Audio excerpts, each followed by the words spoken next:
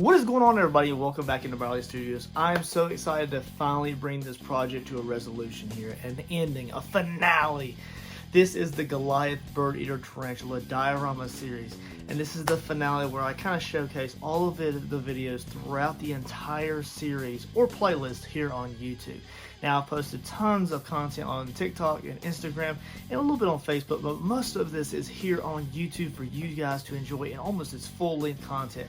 This project has taken me months to complete, and not only months, but we were able to create molds so that I can reproduce this spider, this amazing spider, in the future for other people or for myself if I want to. Now, this project was commissioned to us by Yvonne Hunt over at Kirsten Condren. Now, I know for sure that she does have a TikTok page, and just like I did with the Mad Mike Studio 68 Roboman playlist and Build, I'm going to tag her information here. So here's some of the art that she creates. I know she makes tumblers and a few other amazing pieces of artwork. So if you have time, go over to a TikTok page, look her up on some other social media platforms, and hit that follow, subscribe button and give her some love, because she's an amazing artist in her own right. But she did commission this amazing spider to be built.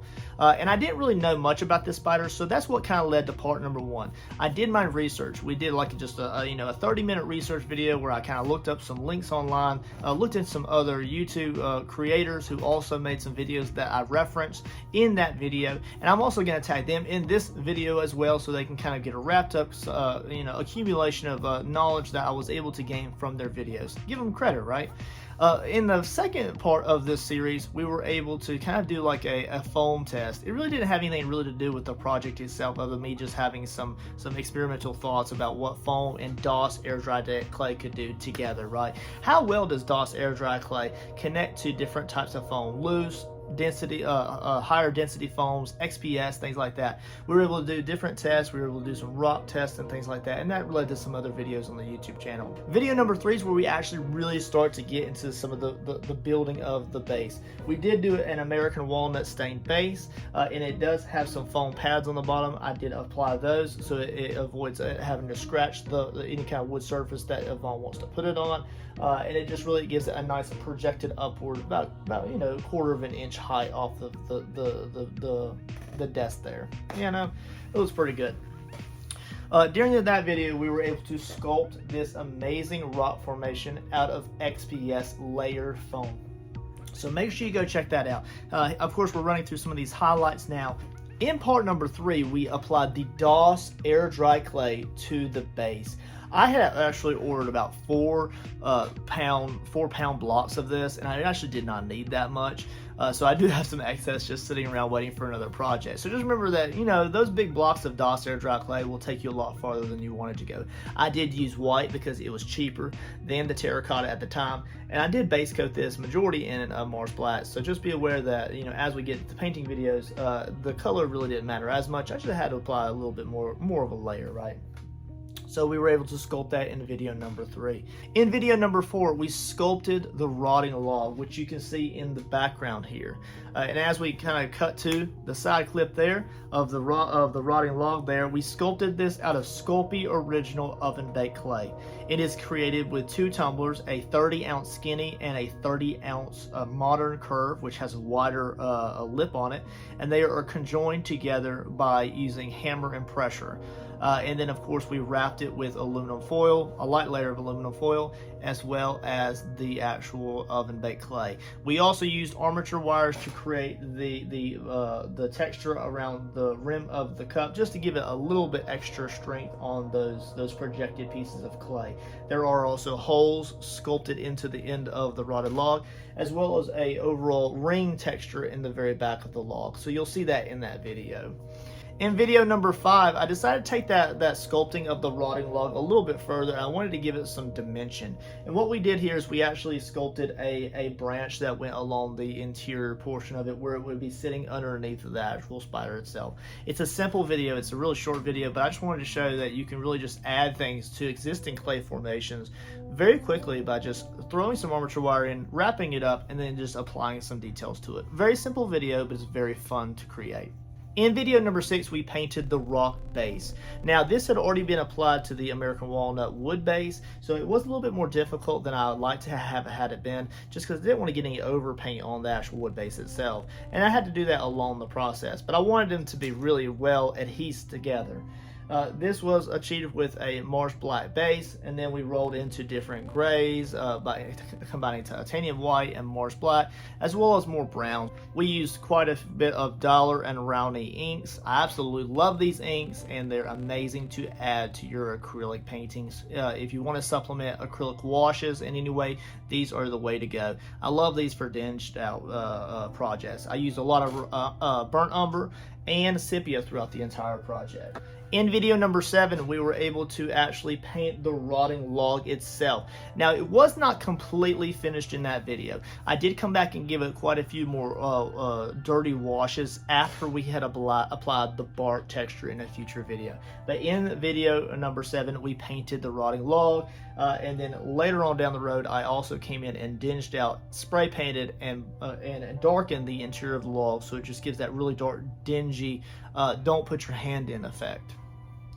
In video number 8, we were able to go ahead and start actually sculpting the spider itself. So once the base and the log were sculpted, oven baked, everything was painted up for the most part the way that we needed to, except for final details, I was able to get my very first bin of the Monster Maker ink Monsterclay. Now, I used Monsterclay Medium. I absolutely love it. It's probably the best clay that I've ever worked with.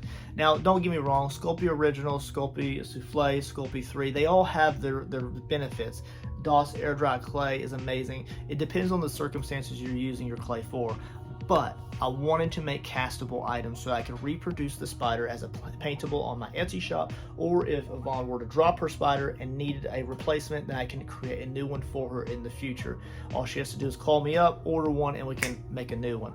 I also plan to make the spider in a lot of different ways. So I plan to come back later on down the road and maybe cast it and paint it in different, like a lava spider, maybe a ice bite wing spider, maybe like a radioactive oozing green spider that glows in the dark, maybe a pure black widow without hair or anything like that. So this spider may come back in the future. And by using the Monsterclay, I was able to sculpt the abdomen, the coxa, and the carapace all together, and then I was able to sculpt the legs. I sculpted everything individually so I could cast and mold them individually as well, and in that video that's what we did. In part number 9, we were able to use Smooth On Mold Star 30 to make a mold of the body of the Goliath Birdeater Tarantula spider body. So what we had is, you'll see in the video, I made some mistakes along the way. I'm not gonna lie, when I make a mistake, I own up to it and I show you the mistake so that if you were to run the same problem again, you can say, hey, look, I did the same thing. Let's quickly remedy that and change course, and then you can grow as an artist just like I did. Or you can just sit back and enjoy the show, right? It's an amazing product from Smooth On. I did enjoy it. And then after that, we used Smooth On 15 for all of the other molds along the process. All right, so we'll pop in here now, and I will say that I did have one YouTube live session of sculpting with Monsterclay the legs themselves. Now it's just a slow-paced video. It's nothing super extravagant. It's just me casually you being able to see in live how long it really took me to create some of these legs. It took a long time. It took days for me to sculpt them and then put them all together. Now the sculpted legs, which are video number 10, did have armature systems in the legs for strength, just because if my studio were to heat up or something, I didn't want the legs to bend and to be too malleable, and we were going to make molds of those for casting later, so I wanted to make sure they were very stout. So they did have armature systems built into them as well, and those were made out of Monsterclay Medium. In part number 11, we were able to just do a small video of me just sculpting the fangs themselves. These are very cool, very simplistic. I really enjoyed being able to use 2-size armature wires and then using the Monsterclay to bind them together, cool it, and then I was able to use 2 sizes to meet the needs that I had for the fangs. Video number 12, I used Smooth On Smoothcast 300 Bright White to cast the body of the spider. It's very simplistic, but I did make some mistakes on that as well because I used fast set and there was a void inside the body of the spider and I had to do a recast of that. So just be aware that I made some mistakes in that video as well, but learned a lot about fast set urethane plastics from Smooth On. Great products, and I look forward to using this for almost everything that I need to cast in the future. Awesome products. In part number 13, we were able to use Smooth On Moldstar 15. I used around a total of 4 total sample size packs of that product to create an amazing mold of all the extremities of the spider. That includes 2 front arms, 2 fangs, and then 8 legs. So that's a total of 12 individual cut pieces out of a single poured mold. Now this is in a reusable container, so I can take the top off, and then I can actually store other silicone molds of various types or similar types inside here as well. And then of course you have the actual mold itself with all of these. These have all been tested thoroughly, and they're all absolutely perfect in every single way. And I like being able just to kind of just put that lid back on there.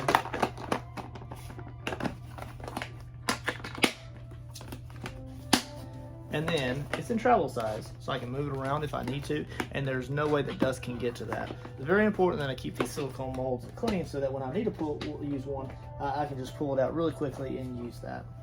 In part number 14, I began the idea of just sculpting on some surprises along the way. And one of the most important things is when you read about the Goliath Birdeater spider itself, they don't eat a whole lot of birds themselves. They eat a lot of amphibians, insects, rats, or not rats, mice, and tree frogs. So I decided to sculpt a tree frog. Now, one thing that I really wanted to do is I wanted to sink it into the water feature that we create later on in the process. But not just that, I wanted to be able to have it cowering. So I wanted his legs and arms to really be tucked underneath it, kind of like don't see me, don't see me. And I think I was able to achieve that. Now, we used Monsterclay Medium again for that product to create that little frog, and it turned out absolutely phenomenal. Great little sculpt, and it was very fun to do. It probably took me about a day and a half or so. In part number 15, I was again able to use Smooth On Smoothcast 300 Bright White to create the legs. Now, during this process, I made some mistakes because I'm new to mold making, new to casting items, and I had left some of the Monsterclay in the grooves of the legs at the very end, and I actually botched probably 2 or 3 legs and had to recast them. It's completely okay. It's okay to make mistakes during the learn process, but I know in the future that I just need to really break down and make sure that there's nothing in those little pieces, because I didn't make my cut lines all the way to the very bottom of the leg, as it were. I kind of ended right here and then just expected to pull that part out right there. So just be aware when you're doing that. Don't be like me. Make sure you get the Monsterclay out of the ends of the legs themselves. Otherwise, what an amazing product. The actual Smoothcast turns out amazing, and it cures up so fast. As soon as it's cooled off, even remotely, I can pop those out and begin working with them. It literally takes no more than 15 minutes to become completely cured and have an item that you're ready to sell, ship, or paint over. Smooth On is without a doubt one of my favorite mold casting companies right now, without a doubt. In part 16, I was able to use the same Smooth On Moldstar 15 Slow and Smooth On Smoothcast 300 Bright White to mold and cast the little tree frog. And I made some mistakes along the way. I should have been more patient in positioning the frog itself. It kind of broke free of the armature wire I was using to dip it into the mold, and it fell to the bottom, which means that the feet were actually facing upwards, so that means it created a bunch of air pockets for the legs. It's okay. I finally found a way I can cast it without it having an effect on the actual item that I'm making. I may probably make another mold later on and down the road if it becomes a sellable item on my Etsy shop, because it is another paintable option that I do technically sell right now. So just be aware that I made some mistakes during this process, but the overall item, the products that I was using, turned out amazing. It's a great little tree frog. Now, in video in part number 17, it's where it becomes amazing. That is where we are going to paint this amazing Goliath Birdeater Tarantula. It is beyond one of my favorite videos on my YouTube channel right now, and it is time-lapse extensively because it took me so long. I put so much work and effort into it. Now, I did use basic colors in it and basic dry brushing and wet blending techniques with acrylic inks and acrylic Winsor & Newton paints. However, it turned out amazing. Now, I did use a terrain flocking for this so that I could achieve the hair texture. A lot of that is applied with just standard E6000 clear adhesive. So just be aware that you could do the hairs a lot of different ways, but these things are on here and they're amazing in every way. It did get a trim after I got the hairs on with some scissors, just because it was kind of all over the place, but I love how woolly it looks, and with that brown painting undertones, it really looks beautiful. An amazing video, and it's one of my favorites in the playlist in total. Now in video number 18, it's more of a tips and tricks, and I did add it to the tips and tricks playlist on my YouTube channel. It's where we're actually taking a real bark that I had extensively dried from the ecosystem around me of a log of the similar shape as what we sculpted here. And I dried that, and what we did is I sandbagged it and used rubber bands to achieve a tight fit with those existing real bark textures and matter, and we attached it to the existing clay formation. I could have sculpted that, but being able to use real organic matter in the project, I think it just ups the level of intricacy a little bit. Instead of it just being all just made up, I was able to introduce real items into it, and it really brings up the realism to it. It looks real when you look at it, and that was the goal that I really wanted to have. So it's just a very simple video of me rubber banding and adhesing all of the bark into place, and kind of give you just a rough idea of how I did that with what I had around me. In video number 19 is where, as I promised at the very beginning of the series, that I was going to walk around my local ecosystem in my backyard, and we were going to find real organic matter that I could dry, whether oven bake or naturally dry, and I could dye and change the attributes and color tones of it and use it in the diorama. I collected much more organic matter than I needed, and we didn't use nearly half of it in what we had, because I didn't think that, I thought I would use more than I did, but we didn't need that much. But we collected acorns, dried leaves, we collected little pine needles, all sorts of different funky little things, little petals that we could add to it. But that's just me literally walking around explaining what I'm looking for when I'm looking for some of the organic matters. So I do show you what like a rotting log that looks a little bit too much rotted and disastrous to me, and then what one looks really appealing to me as far as brown organic dirt matter that's been rotted from a log. So that's just a simple video of us walking around. And then as far as the next video, in video number 20, we were able to use all of the organic matter that we had just collected in video number 19 in the woods, and we were able to apply it to the base itself. Now this was a lot of watered down Mod Podge. It was a lot of adhesive E6000 clear. So we used a lot of different mediums. I also used E6000 white to apply a web texture over a lot of the items here, and then we even used UV resin later on in the process to give some of those webs a little water drop effect. So just be aware that we put a lot of work into that, and I'll try to get those water droplets in a highlight at the very end of this video. They're very hard to get on camera because they're so itty bitty. We used a lot of material to get the organic matter on here, and I was very strategic on where I placed that. We also used a fine flocking on the log texture and the real wood bark, so that we could get a real kind of rotted log / mossy effect. I know that I said during the wood walk, when we walked around the woods, that I really wanted to achieve that mossy look, and I was really able to do that. I'm really happy with how it turned out, and I think that I was able to apply just enough realistic matter, and then also fake moss and things like that I'd purchased to give it the perfect medium between the two. I'm really happy with how it turned out. In video number 21, we're able to finally get some paint on that little tree frog. Now I did paint it in a lot of browns, so we started off with a lot of Mars black shading and highlighting, and then we started to introduce more of a Naples yellow and titanium white, introducing more burnt umber and raw umber, and we got some colors going.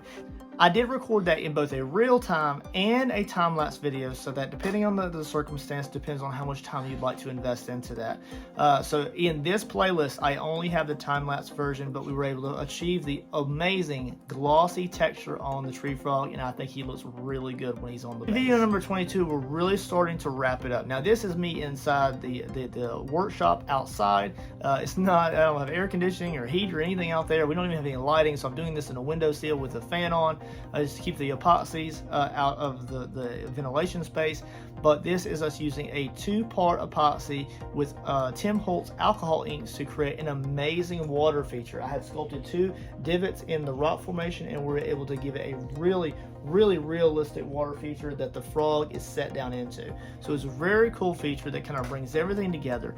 Then we went over all of the rock formations for the most part with a nice little finger applied layer of UV resin to give them a shimmery sheen like they're wet. We applied a few water droplets across the entire base here just to give it kind of the wet texture that we're looking for, and then that's where we are. This thing has turned out absolutely amazing, and I'm so happy to finally start boxing this thing up. It's such a big piece of item, and it's kind of awkwardly shaped that I'm having to ship it in 2 boxes.